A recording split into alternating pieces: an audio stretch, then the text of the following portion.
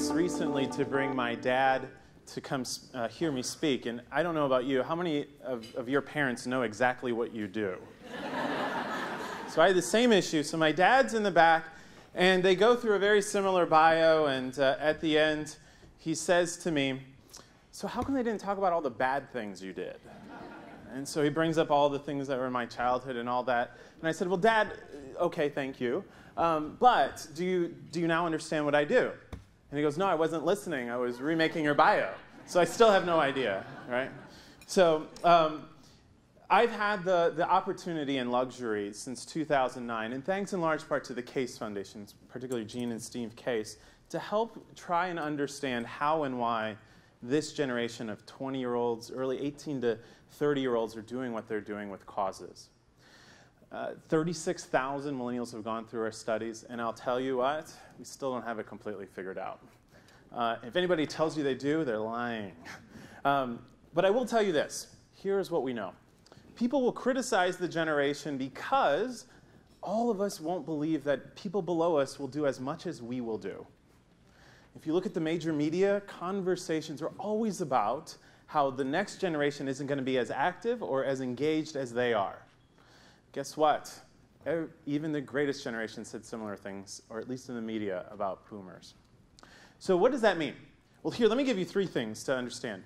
This year alone, $16 billion will be contributed to charity by this generation. $16 billion. 323 is the total given in charity this year overall. The second stat, 87% of this generation will at least volunteer 1 hour this year. 1 hour.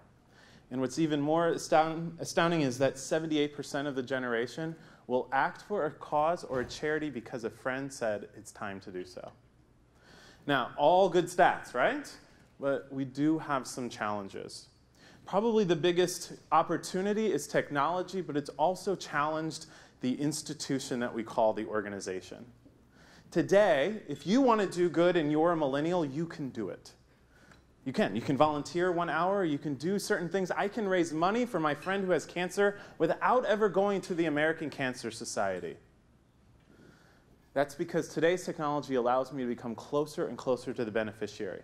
It's also creating an opportunity for organizations to also be exited out of that relationship. So when Jean came to us in 2009, she said, you know, the goal isn't to just hype up that millennials are necessarily the greatest generation, per se, coming up. The goal is to figure out how organizations today that started in 1900s, the United Ways and the Boys and Girls Club, all of these different organizations can use this generation differently. The goal is on the institution side. You've got the greatest memory over there to help and make communities better. Now, we will release some workplace data this summer in June. And what's quite interesting is it's all around influence. Influence in the workplace. Part of culture, part of everything else. But what's most interesting about the influence piece in today's culture, in the workplace, is that today's millennial will do something for causes in the workplace if their peer does it or tells them to in their own department and team. It isn't necessarily that the CEO has to be on board completely, per se, as much as there's one person besides that peer that drives that influence. And it's the manager of that individual, who tends to be either the best leader for them or the worst detractor. And that's where we are today. So in June, we'll have more about the influence of managers with employees. Kind of goes into the theme of, we're going to hear from General McChrystal today in his new book, Team of Teams. If you haven't read it, make sure you go out there and get it. All right, so let's go ahead and get onto the panel, and we'll take some of your questions towards the end. And as we're going through the panel, please be thinking of some ideas and things that you want to make sure you ask this incredible group. So my first I want to introduce is Wendy Kopp. How many of you know Wendy? That's right. Wendy is the founder of Teach for America, and she is also the co-founder of Teach for All. She's an incredible social entrepreneur, and she is the one that's been really helping to look at this education model much differently as much as possible. Teach for All, a network of 30 organizations who are in this space to look at service and help in the education field. Let's welcome Wendy.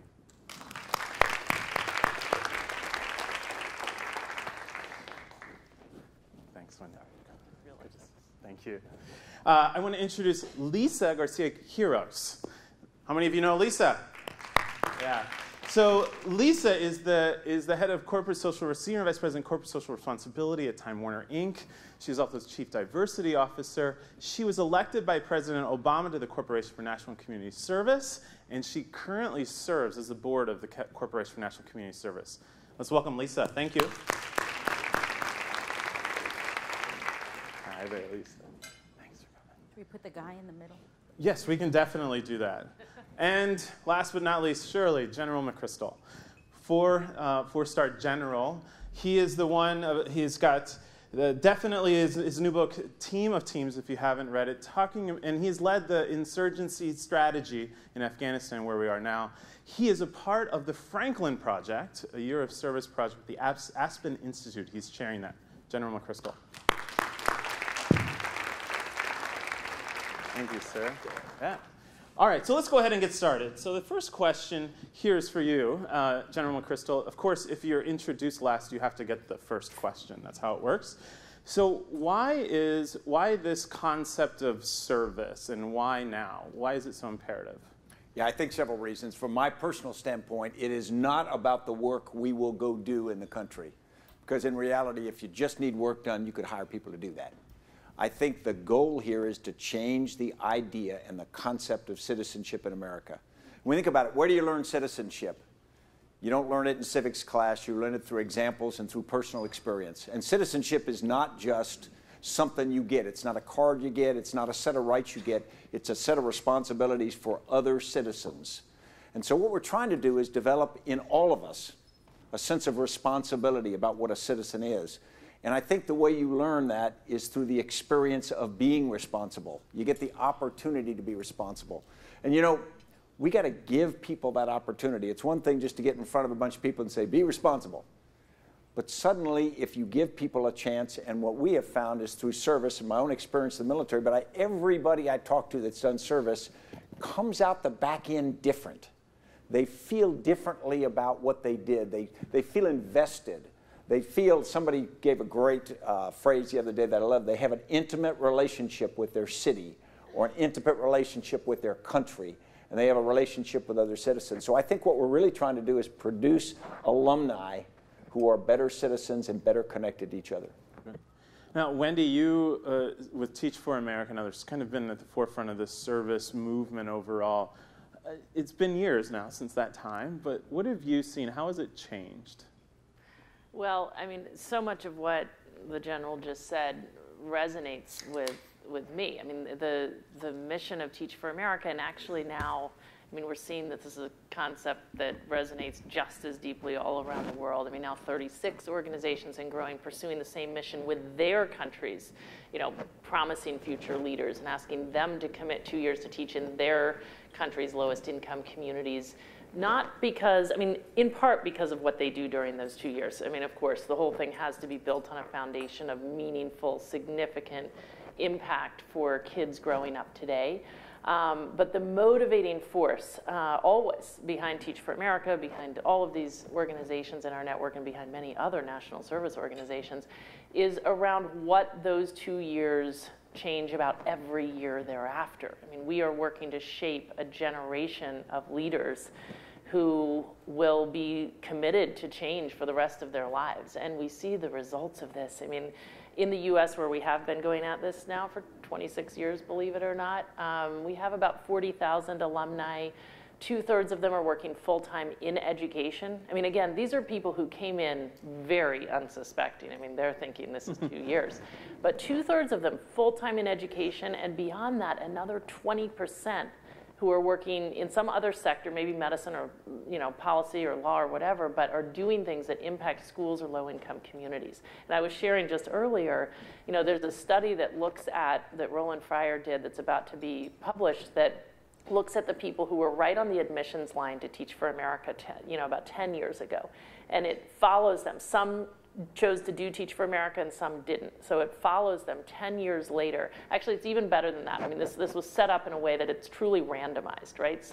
They all met the same criteria. Some were offered a role, some were not. 10 years later, what's different? And we saw not only a significant difference in what their career paths were, but a significant difference in their beliefs. And just to cite one metric, and I think it's particularly relevant given everything that that's going on in our country today, racial tolerance.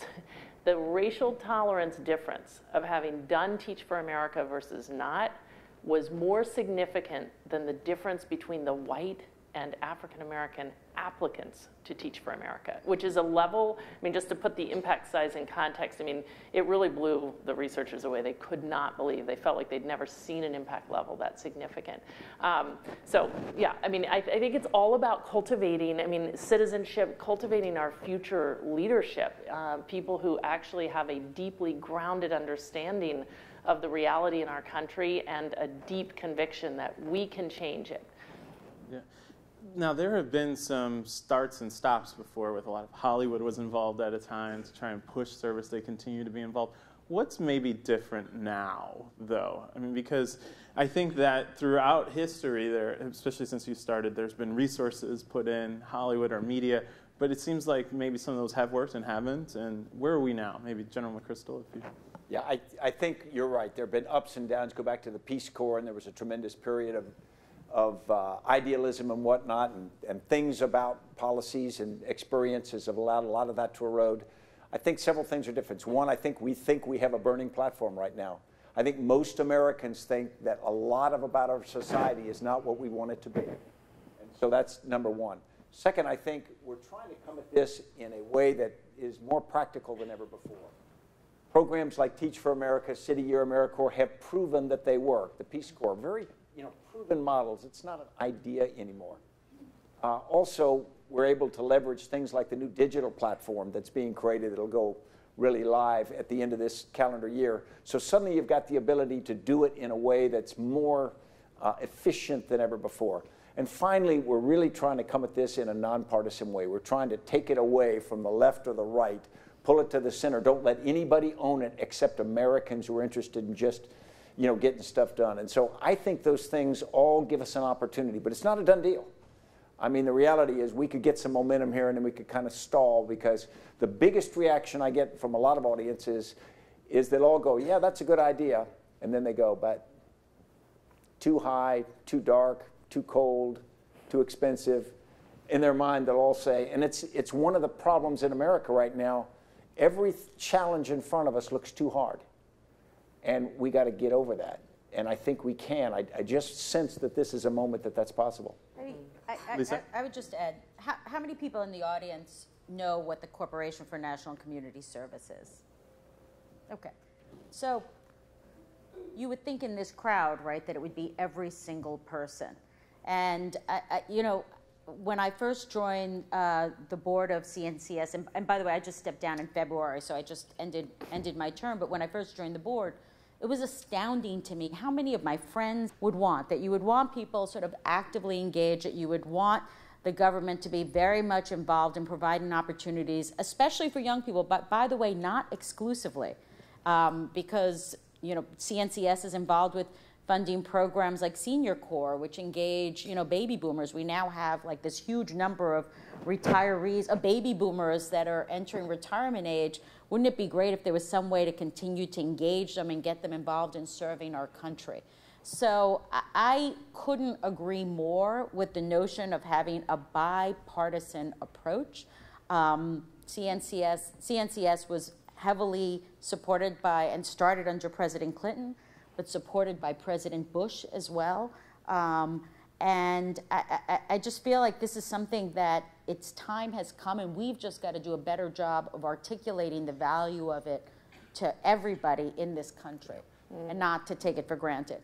Wendy? I mean, I think one of the challenges in this is that this is not a quick fix. In fact, I think some people misunderstand, so they're looking at this direct service thing and that national service program that's going to have this immediate impact. The reason to invest in this is, the immediate impact it's got to be there, and it's a significant piece of it. The reason to invest in this is because there's no other path to the leadership capacity we need in our country to solve our most pressing problems. I so deeply believe that based on what I've seen in some communities now. I mean, we have been placing a steady stream of these people in the US now for, in some cases, 20 or 25 years. And I have to say, I mean, we lose perspective. The media really does not help us with this. If we went back and really got our head around what the state of affairs was in this city, in our public schools, 25 years ago, and like if you were walking around these schools then and you're walking around them today, there's actually very little comparison. I mean, you would have walked into public high schools with routinely 30% graduation rates. You can't find them anymore. You would be really impressed with the school leadership, the energy, the entrepreneurship you would see in most schools you would walk around in New York. Are they where they need to be? No. But as a result of that, we're seeing, you know, hugely more kids graduating, right? Like 20 points up, you know, among African American Latino students in this city alone. And we could tell so many other stories. And the thing is, that happened because of leadership. And it wasn't all coming in through Teach for America. It happened because of mayors and school chancellors and various folks who said this has got to change. And it did. I mean, take all the TFA people out and you would take away so much of the energy and leadership that has driven the change. So I think this is true not only in our country, but in other countries, right? Like 20% of the world's kids are growing up in India. So, you know, when you think about India and the fact that historically there's such divides, right? Like how many of the elite are really concerning themselves with the fact that the kids growing up on the streets are not getting a great education? I mean, the civic leadership of India would be the first to say this is a massive problem. So the fact that there are now, you know, thousands of India's truly most promising future leaders competing to channel their energy towards solving that problem and getting just as hooked as all those TFA people got and starting schools and going to work for the government and saying we have to fix this, that's going to circle around and help us out because our fates are entirely interconnected. I mean, as I'm sure is abundantly clear given all that goes on in the world these days. So I think this is just a crucial investment for our future, and I think it's both a national issue and a global issue as well. So can I, do you mind if I jump in and ask Go a ahead. question? So Stan, when I was at Gettysburg last year around this time, you talked about the envisioned future of what service would look like in like, can you articulate that vision for the crowd? Because I thought it was so inspirational and in many ways kind of helped inspire me and to think about sort of what I do in a different way. Yeah, I'm happy to. Yeah. And I think probably all of us share it. If you think about the experience of service, that's one thing. It's got to be valuable, it's got to be well run, it's got to be all those things. But think about what comes later and think about what comes before. First, after people have served, they think about life a little differently. They think about their responsibility a little differently. If they have aspirations for service later in politics or something like that, they've got a different lens at which they look at things. And I think that as we start to build a common experience, several things happen. First, it becomes an expectation. And you start conversations with someone you don't know with, where did you serve?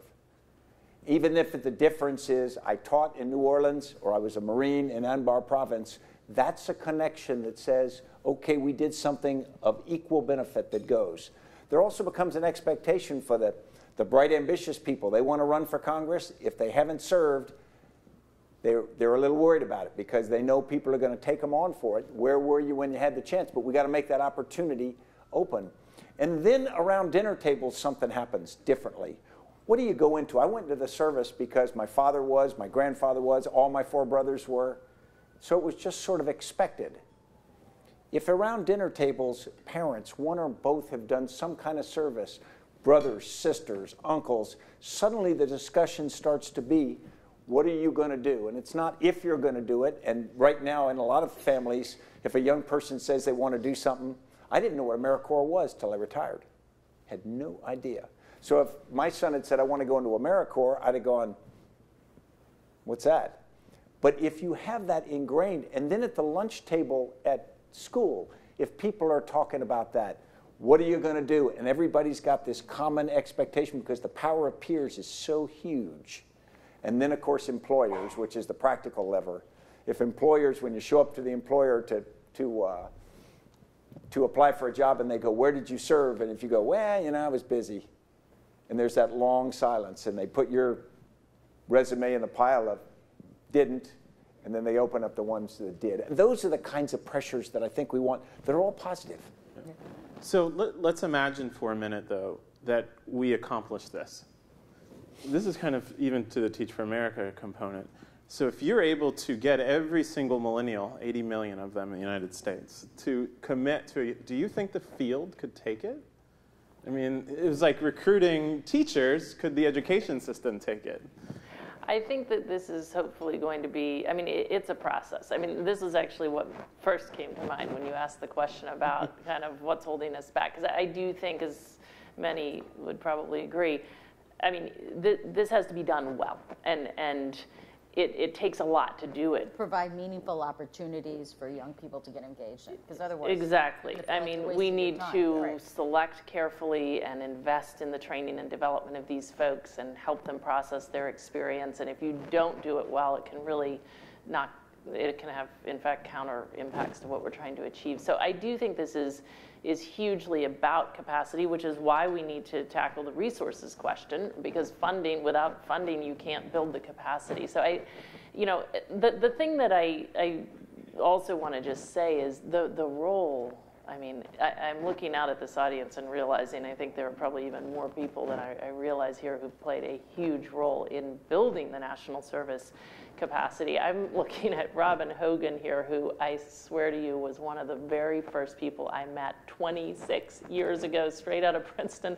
I don't know why you agreed to meet with me, but I mean, and he made one of the very first significant gifts to Teach for America, and without that, we wouldn't have been able to build any capacity. So I just think what the choices you all make, it matters so much in this, and obviously it then leverages a lot of public dollars ultimately. And the opportunities are endless too, right? They're not just in education. I mean, one of the things that's happened at CNCS over the past few years is that there have been AmeriCorps alliances with some of the other departments in the president's cabinet. So for example, FEMA Corps, which is an AmeriCorps program done in conjunction with FEMA.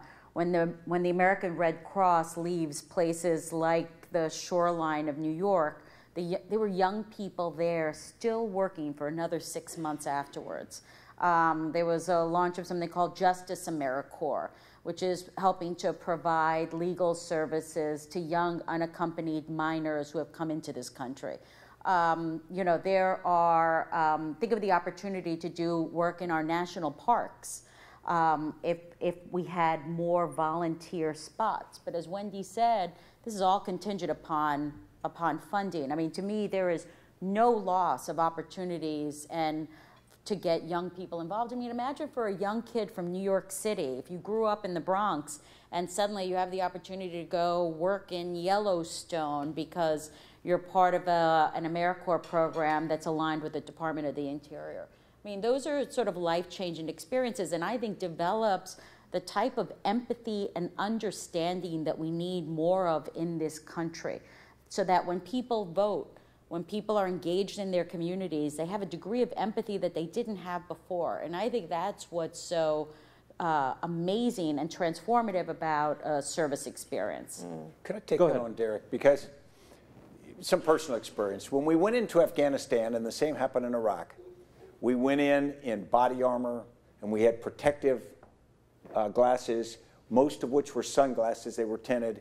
War helmets were big. We're carrying weapons. In many cases, many organizations drove in armored vehicles. We didn't speak the language. We didn't know the religion. We had no connection. So suddenly you bring people in. We could have been from Mars.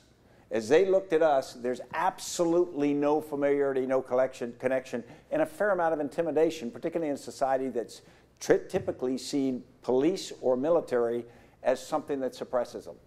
And so there was this automatic distance between us and them, even though we're there to help them and to protect them. Meanwhile, our enemies, Al-Qaeda in Iraq in one case, and the Taliban, who the people didn't like, but they had the proximity. They spoke the language. They shared their religion. They weren't wearing that stuff. They were there up close. Now, think about it. If you drive through a difficult neighborhood in America right now, how many Americans roll up the window, they don't speak the language, they don't know anybody from that area, or let's take it to our police. If our police aren't from that area and they roll up the window and every time they get out of the car there's a cultural, empathetic distance between them and other Americans, you got a problem coming out of the gate. And what we had to do in Afghanistan was take that stuff off and try to do it, and it was still hard. But we got to do it in America in every sense, through every economic divide, through every cultural divide, etc. And this kind of experience, my first platoon in the Army, I went in and it was the 1970s paratroopers, and it was a pretty interesting experience. And they ran out of liquor money about 2/3 of the way through the month. And so my platoon had an electric cord that they would plug in, and they frayed the 6 inches on the 2 leads, and they would stand in a circle, and they would kind of recharge themselves. And they would just, and that was entertainment. Oh, God. They were great guys. I mean, they'd do anything for you. But, you know, I'm young lieutenant out of West Point watching that stuff. I wasn't from that neighborhood. So, but for the rest of my life, I felt differently about them. And that's the kind of experiences we owe people. So it's... Not the electrical state. Yeah. After that, we all have now an image of what's happening. Yeah.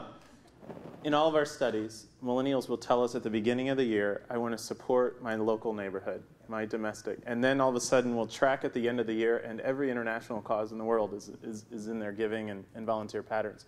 How do we get millennials who want to focus in their local neighborhoods to actually do that? Maybe Lisa, can you, especially from the workplace? I think almost every company that's represented here, in fact, I know every company that's represented here has opportunities to connect their workforce with the local community. And, you know, in fact, I think one of the real values for an employer when you're evaluating people that are applying for your jobs is to see whether someone has been involved in a local community, to see, because I believe that also builds leadership skills, right? So it's not just the obvious tactical, you're using communication skills, you're using management skills. I mean, we can sort of go on, but you're really sort of building a leader. For us at the company, that's definitely a value that we evaluate and look at when people are applying. I think for a company, you aren't an independent organization that happens to be sitting on a piece of land somewhere. I know that all of you, like Time Warner, believe strongly that we have a responsibility to the communities in which we live and work. And for us, the greatest resource that we provide to those communities is our employees.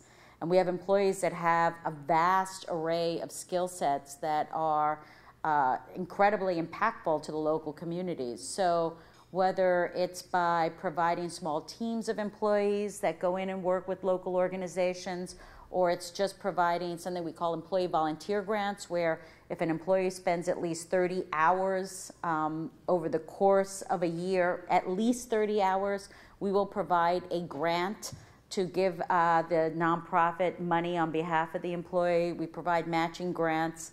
And then a few years ago, Diane Billings-Burford, who was just here, who I recently hired about a year ago, she was the former chief service officer of New York City, the first actually, what we did a couple of years ago was actually take a portion of our college interns. Now, I'm sure all of you hire interns over the summer. We took 10% of those seats and engaged students in local nonprofits throughout the city. So organizations that we support philanthropically, and put students there and paid them the Time Warner, corporate summer rate, and had them also involved with the leadership program that we do concurrently over the course of the summer.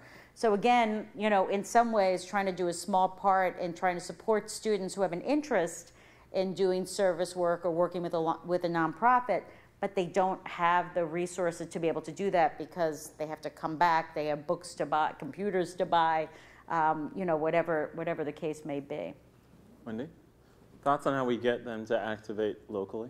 I mean, I was actually going to say our entire experience has been make it possible and they will do it. Like, I mean, it's not quite that simple, you know, to achieve the scale that it has achieved Teach for America and each of these Teach for All organizations. I mean, you have to recruit very aggressively because, I mean, first of all, we're looking for the people with the most other options. And we really want them to commit to do this. So you do have to go after them just as aggressively as, you know, any of your companies would. But we've just found that deep down, people want to serve. They want to make a difference. All of our research shows this, actually. It's a huge motivation. The problem is there are barriers. And the biggest barrier, you know, at least if we're talking about full-time service after college, you know, is the fear that you're going to get off track. You know, all your life you've been told, like, you're going to law school, you're going to med school, you're going to get on the corporate track, whatever. That, to this day, is it's still a very significant barrier. I mean, I just looked at the research again. It is a very big barrier. So we have to find ways to make it possible. And I think that's what Teach for America's model has done, and it's what a number of these, obviously, it's what the kind of national service model does. It actually makes it possible. We're not saying commit your life. You may be committing your life without realizing it, but that's your choice. Later on, you can choose, but we're just saying commit 2 years. Anyone can do this for 2 years, and not only that, but employers will think that this is a good thing in grad schools, et cetera. Like, I think we have to put a lot of enablers around it, but the fundamental thing is we have to compel, you know, tap into people's actual instinctual motivation. Like, people want to be part of something bigger than themselves. They want to make a difference. They want to assume a really big responsibility like this, you know, at a young age. So there's a lot we have going for us. It's just we've got to package it up in a way that enables you to tell your parents and your friends that this is what you're going to do. Okay. So it's interesting you mentioned that, because as we look at it, even in the people we follow, a lot of cause enthusiasts. There's a lot of inclination to do good, but the activation part seems to be the hardest. So, General McChrystal, how do we activate the generation to get into this year's service or even doing this as an option? Yeah, I think we've got to, we talk about creating an expectation, as Wendy talks about, make it easier. I think we've got to put some incentives out there, and not just money. Incentives like the very elite firms, many of which are in this room. What if you did all your hiring process, you go out to colleges, high schools, wherever you hire, and then you say, okay, you got a job, we'll see you in 12 months. As soon as you finish your service, job is guaranteed, look forward to it. If you don't complete that, we won't see you in 12 months. You'll do whatever else you do. And if they would hold to that, and of course they look left and right and are afraid they're going to lose talent to competitors, I don't think you would. I think very quickly that would be accepted and be expected, and it would take off that angst about, I'm not going to get a job at this particular place. The other thing is we could do a few things to help, you know, educational help afterward. I love the president's idea of 2 years of community college. I was watching TV when he announced it, and I said, and my wife goes, great. The day they finish national service, their 2 years of free community college kicks in. Because, again, you invest something, and then you don't feel like you got something for free. Hey, I earned this, but both are good for the nation. So I think it's lowering the barriers and putting incentives in place. Again, not just big money, but things that allow them to still feel like they sacrificed. Can I just wanted to bring up a slightly different subject, which I know we've all talked about a lot too, which is the diversity of the core of young people who are volunteering, which is something that, you know, when I was at CNCS, you know, we spent a lot of time trying to solve for, because I think unlike the military, which is incredibly diverse, when you look at the Corps of AmeriCorps or some of the other sort of large, you know, large-scale organizations, I think we haven't done, at least at CNCS, we hadn't done as good of a job of ensuring the diversity of that Corps. Now, I know Wendy has had sort of major achievements at Teach for America, and that was something that they sort of put as a goal. So maybe you can talk a little bit about this. But I bring it up because I think when we talk about the type of solution that Stan says, when you look at the diversity of young people today, particularly if you look at the group of young people under the age of 18, they are incredibly diverse. Right. And it's important for us to engage all those young people and to make them involved in giving back to their communities and to really holding this as an important value as well.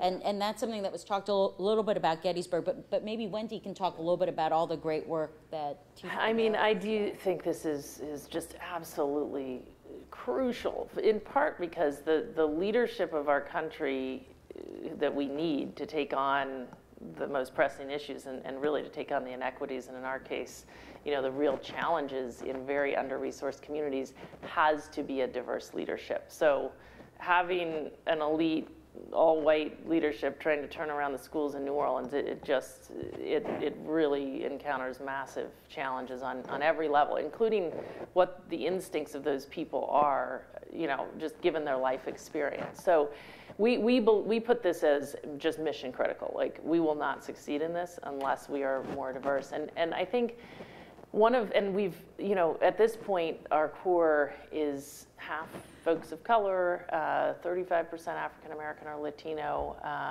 and plus a whole bunch of others from mixed identities, et cetera. And hugely, I mean, it's like something, I'm losing my stats, but between 40 and 50% from low-income backgrounds. I mean, we've really, really taken this on. I think one of the things that we had to realize was that the barriers to folks from low-income backgrounds and folks of color to do this are even more significant, right? Like, all the things I mentioned, they're more extreme. If you grew up without money and you grew up as the first ever to get to college in your family, the pressure on you to, quote, get on track, loans, financial realities, the whole bit, you know?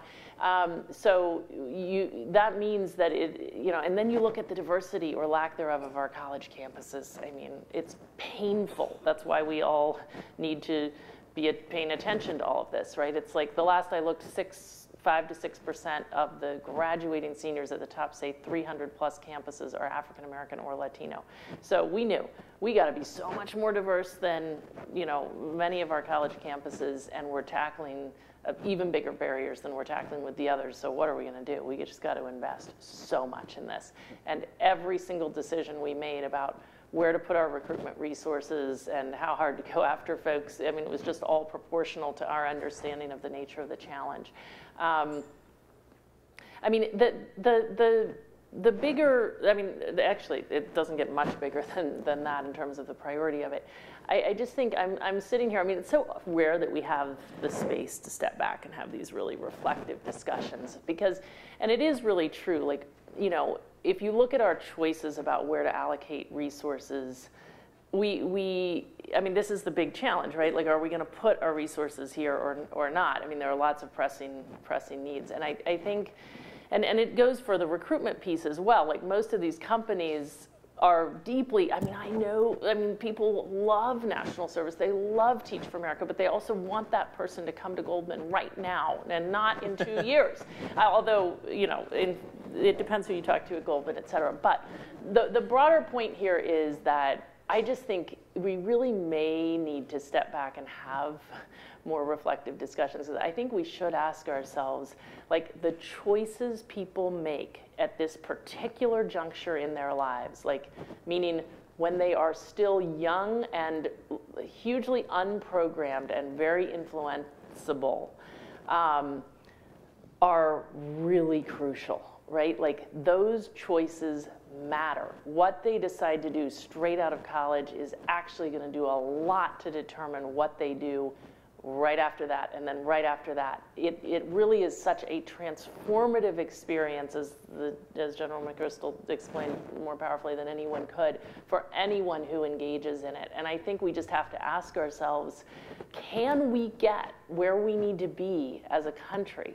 And I mean, I think every country needs to ask themselves, just to bring that global piece back in. And I think it matters to us what those other countries are asking themselves too. Like, we need a global leadership of folks who are shaped by those transformational experiences. So I just think if we're really thinking, and again, it's tough because you're not going to see the value of this. You'll see some value immediately, but the real value is a long-term value. The problem is, the longer we defer really investing in this country and actually catalyzing it in other countries as well. The longer we defer, I think, building the leadership force that it's actually going to take to tackle the massive challenges facing our planet going forward.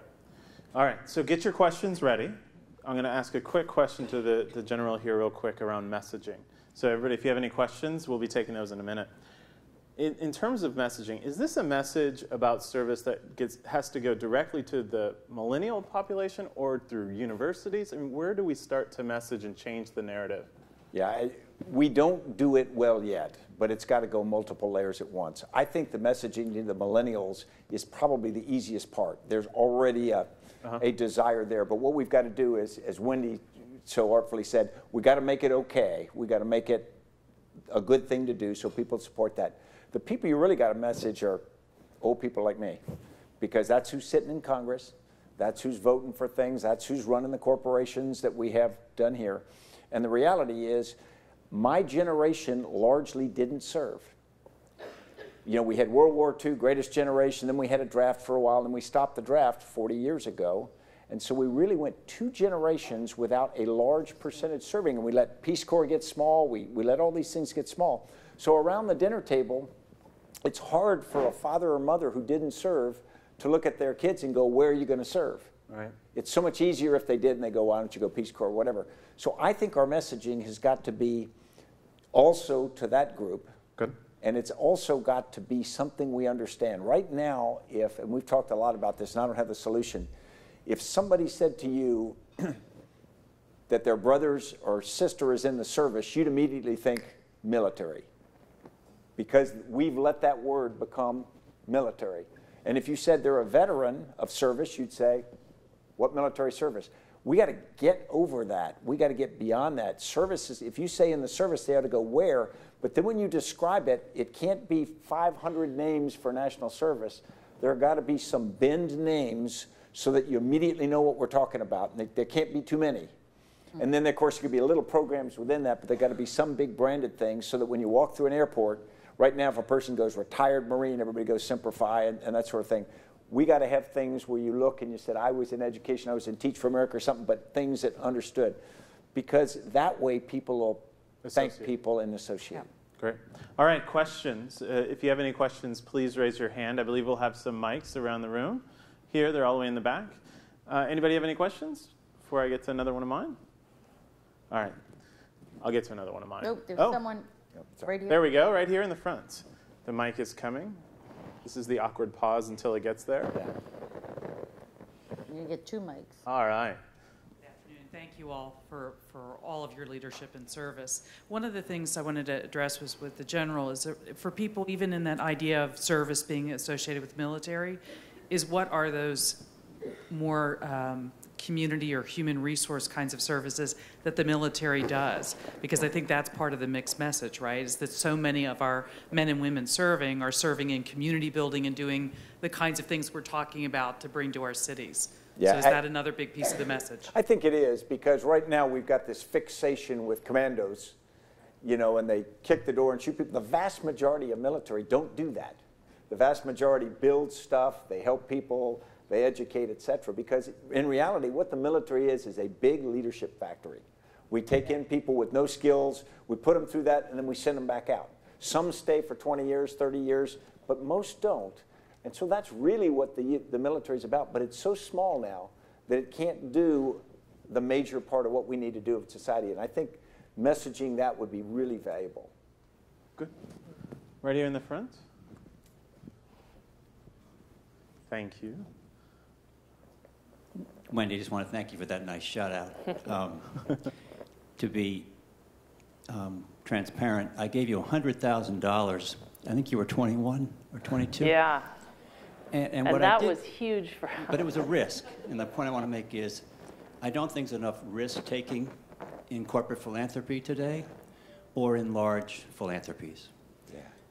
I could have lost my job over that $100,000. But I took a measured risk, and I'm very proud of that. So you've done great work. My question is for General McChrystal, though. I think you landed at Yale when you retired. Sure. and you were teaching a seminar. I still am, yes, sir. Could you tell us about your experience with 21-year-olds at an elite school? Good question. How does that experience going I for you? drink heavily now. Yeah, it's been really good. The first thing is Yale, and I'll be quite honest, they kind of let Vietnam spook them. So what happened is for about 30 years, because their opposition to the Vietnam War, they didn't have any ROTC. They sort of stepped away from this tradition of service. Now that was primarily military, but it went wider. And then they let don't ask, don't tell be another excuse for it, so they went even longer. ROTC's back, but Yale is starting to talk about service now. But what is happening on the campus is, to be honest, is in my class and whatnot, you talk with everybody. What are you going to do? Well, I'd really like to go to nonprofit. I'd like to do this. I'd like to do that. And then when you get close to graduation, what are you doing? They go, well, I'm going to do finance for a while, or I'm going to do X for a while.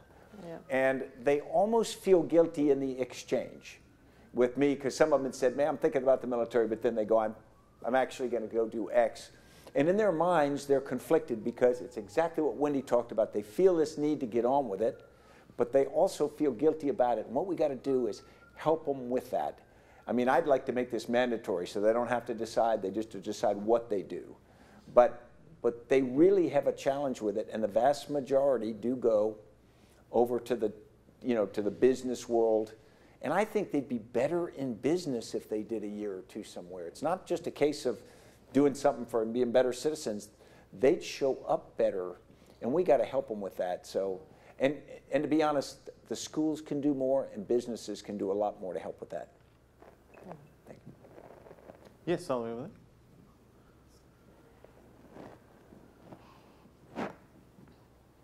Can I, if I could just add one more thing to what you've said, and I think Wendy could probably speak to this better than I can, but I have a 21-year-old who's a junior at Brown, and I am horrified by the lack of choices available on campus for young people to then choose a career. It is basically investment banking, consulting, and Teach for America, thank God for that, right?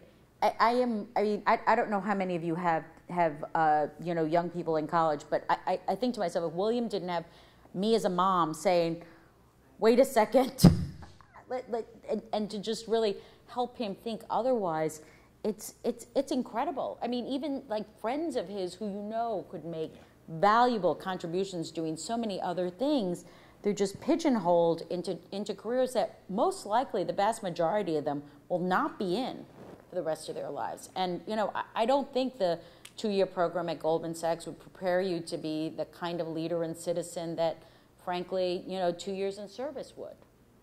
So that's my observation as a mom. Yeah. I'm just going to stand really quickly and introduce myself. My name's Larissa LeBird. I'm 23 years old, and I happen to be a Yale grad. So this is my first job out of college, and I'm the social responsibility coordinator for White & Case, which is a law firm headquartered here in New York City. And my experience, at least, with the issues that we're talking about is twofold. First off, I'm a mix of different backgrounds. I also happen to be a first-generation Haitian immigrant, so my experience was firstly that loans and the price of education and the cost of living after everything that happened in college was definitely going to influence where I ended up working, and I was very lucky, but my second point is also informed by that luck. It was very difficult, as we've already said, for me to find a job that was not finance or consulting. I watched several of my friends walk into those fields because the way that applications work on campus, at least, is that it's just a resume drop. Like, I literally would get an email at the end of my senior year saying, just send in your resume, and then after that, it's just kind of a character and fitness test. And, I did go through those interviews. I sat down, and it was actually very funny. We had lots of discussions about bro culture and the fact that I wasn't fratty enough to work at Goldman. So I guess the question that I have is, how would you address those two issues specifically? How do you make it so that it's easier for someone who doesn't necessarily have the financial stability or just financial freedom in and of itself to work in service or to become a member of the National Service Corps or what have you? And secondly, how would you also address this ease of application? I did apply for TFA as well, and I was offered a spot in New Orleans, but I was very excited to get to work in New York. So, sorry about that, Wendy. Yeah. as I say, it's never too late, actually. So you can still come, you know. I do think that the financial piece is very significant. I mean, we've done a lot to look at it. And interestingly, I mean, we are, as Lisa said, part of AmeriCorps. So, you know, you can defer your loans and obviously get this education award of about $5,000+ each of your years of service towards against your loans. Which is significant. Yes, and at the same time, we have a whole financial aid program of loans and grants that are all based on need to help you get to your first paycheck, make it to a new community, et cetera. So I do think through that you can kind of mitigate the short term. I mean, actually, if you do the surveys, it's like very few people are actually choosing not to do Teach for America because of the immediate financial burden. It's the thought that I'm not putting myself on a track to a better financial state. So it's a slightly longer term, and this is at least what the last research I looked at showed, like analysis. So, you know, I do think we have to do as much as we can to make it feasible for everyone to make this choice at the front end. And I just think we are still going to have this longer term, like this barrier issue. And it's where a lot of these other things, like employers saying, where did you do your service, and really valuing that. I mean, honestly, that does happen. And it's helped hugely in positioning Teach for America as something that people say, I can do this, and I know I'll still be able to get the offer from X 2 years later. But I do want to underscore, and Stan, I think you brought it up, what she said, which is that at the college campuses themselves, right, which should be sort of the first place you go to, particularly if you're at a place like Yale or Brown or Harvard or whatever, you would think that these are young people who have a plethora of choices, but to be sort of pigeonholed there, you know, there's something wrong with the funnel at the end of the college experience that maybe this is something to sort of put on the list of the Franklin Project on what to solve. You know, maybe there's some social entrepreneur out there who will find discoverthemonster.com that helps match young people with sort of better opportunities. I know someone who's doing it. Actually, the career services stuff, I hope there's no one in the room who I'm incriminating myself with, because we really need the support of career services people, but this is a really broken situation. And it's basically, you know, the gaps that we talk about addressing, you know, the socioeconomic gaps, et cetera. What we've discovered is they are so alive and well after you graduate from college. Like, think about what you do, what my friends do. I don't quite have kids this old yet. Like, to get their kids into their first jobs, into their summer internships, et cetera, et cetera. So you've got a whole bunch of kids who have safety nets and connections, and then a whole bunch of other kids who have the exact opposite of safety nets. One thing goes wrong, and that's it. Yep. Like, I'm going back home, and I'm sleeping on the couch. Like, and you see a huge difference. I just saw someone did this research, and it's so painful. The kids who do even get through college with incredible credentials, the percentage of them working at Chipotle versus what kids from other backgrounds end up doing. And there are people, there's an organization called Beyond Z, among other things, that's really taking this on in a big way. So I think 50% of those that graduate are employed. Of those that are employed, that 60% of those are underemployed, working in this scenario. It also means that, and we just did some research with the Chronicle of Philanthropy, that the biggest complaint millennial alumni have 3 months out is the university failed to transition them out into something. So there is a very, and this also went to Wake Forest's situation to get rid of career services and redefine what that means as well. Hi, it's Carol Cohn at the back of the room. I don't know how many of you know Net Impact, but it's a wonderful NGO that works with MBA schools as well as early stage professionals, teaching them how to be entrepreneurs and entrepreneurs in the field of social responsibility. But they're driving it down to the college level as fast as they can. And so they also have a great conference. It's like $50 to go. It's really inexpensive. It's in November, and you can be a college student and go. And it's like 3,000 of the most turned on, socially responsible young people, and they've got recruiters all over the place providing jobs and inspiration. And so please, I'm on the board, and I volunteered to be on the board. Good board member. Hey, Yes. Okay. so I know a really good retired general who maybe would be a great keynoter. Okay, yes. Help that Net Impact. I'll text Liz Ma now. Last question. Thank you so much for your wonderful comments. In addition to being the Summit Fellow for CECP, I'm also a member of Net Impact, and a former AmeriCorps member 2007 to 2008. What I want to say is maybe can be chimed in certainly by the panel, but certainly by the people at the disaster relief table. Disaster relief and emergency response and any humanitarian assistance is complex, and you get to management to the nth degree.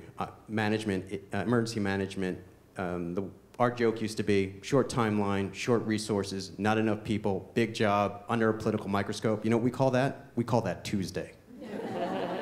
And as far as linking the challenges of tomorrow, which all of you had been really eloquent about saying is extremely complex, diversity isn't a challenge to be met.